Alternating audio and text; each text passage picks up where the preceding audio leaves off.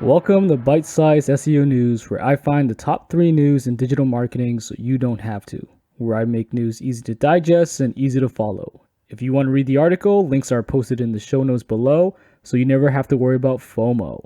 My name is Rich Ung, your host, and today is August 5th, 2021, episode 3.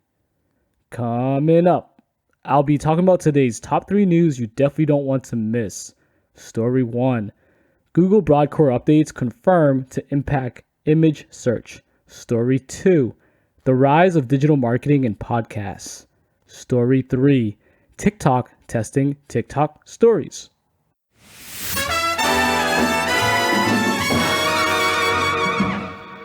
This one's from Glenn Gabe of G Squared Interactive. Google's Danny Sullivan confirmed that image search can be impacted by Broad Core updates. On August 3rd, Sullivan tweeted, quote, "Core updates can involve image results or any type of content because they involve our core ranking systems that themselves involve all types of content. That's why our page about them mentions content so often." End quote.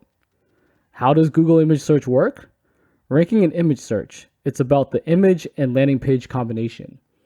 Well, when Google ranks images in image search, it's not just about the images alone. Google ranks images in image search based on a 1-2 punch combination of A, the landing page, and B, the image itself.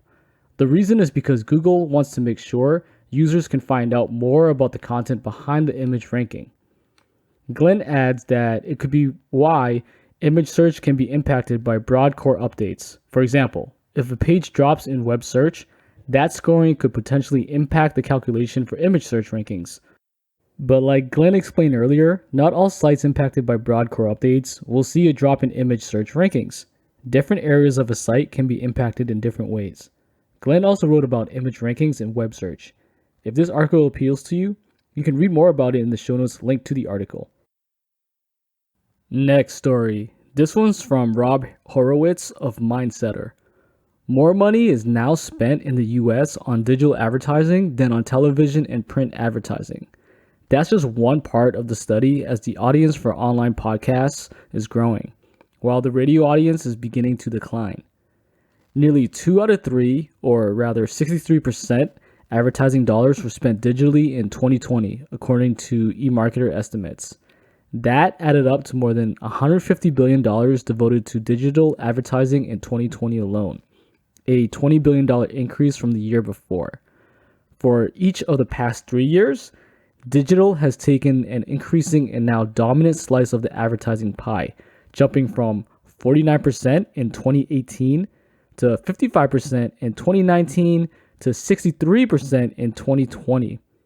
All indications are that this growth will continue both as a share of the advertising market and absolute dollars. Another number that stuck out is the audience for podcasts continuing to grow, while radio listening stayed roughly the same over the past few years, declined in 2020. The audience for podcasts has increased about fourfold over the past decade or so.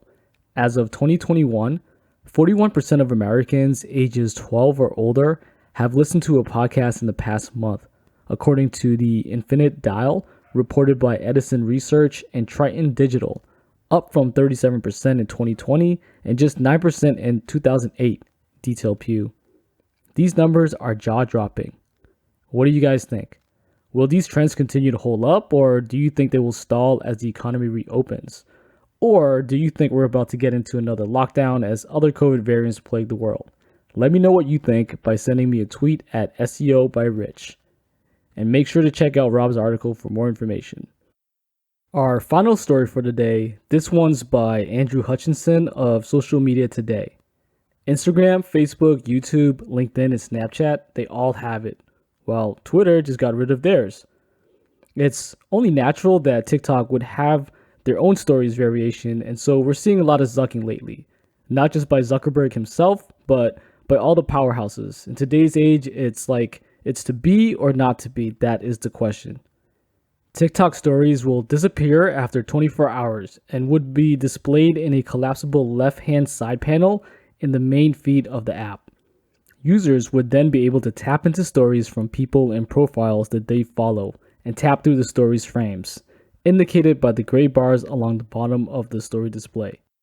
TikTok stories will come with a dedicated camera and creation flow, which again will appear at the left of the main screen, making it easy to both find and create stories, which can then be shared in the app. There's no word as of yet as to how big TikTok's experiment is, nor which users or regions will be able to access it. But again, within TikTok's broader growth strategy, it does make some sense.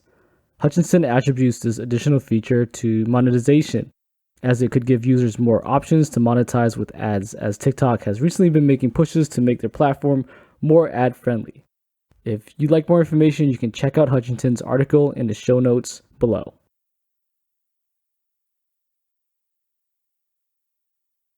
That's it for today's show. We've made it to the end.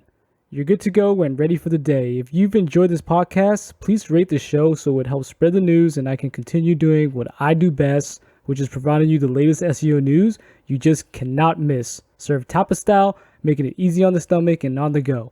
Once again, I'm your host, Rich Ung, and I'll see you on the flip side.